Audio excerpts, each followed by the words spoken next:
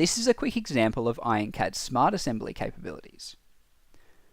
We'll drag and drop out a pallet assembly and then import a part to be placed on top of that pallet. The goal here is to create a custom packaging solution to fit the imported part. We'll then push and pull to resize our pallet and snap it to the sides of our imported part.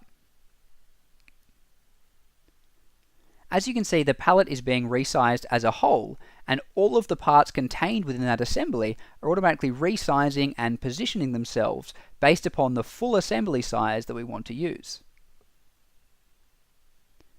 The amount of planks lengthwise in the pallet is automatically increasing or decreasing based upon the length we choose to use, and the brackets around the edges are automatically snapping to the sides because that's where they're useful.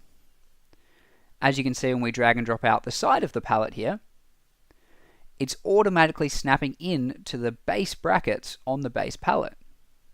We'll drag and drop out the other side here and snap that to the height of the first side, and then we'll drag and drop out an end, actually a different end in this case, and then we'll resize the end to snap to the top of the sides.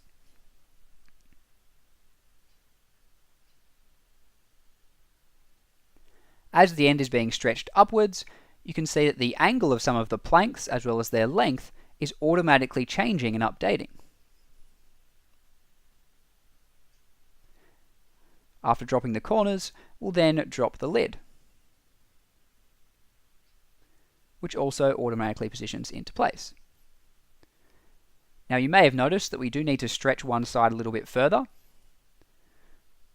Now to do this, we can simply stretch the base pallet and the rest of the model will automatically update for us.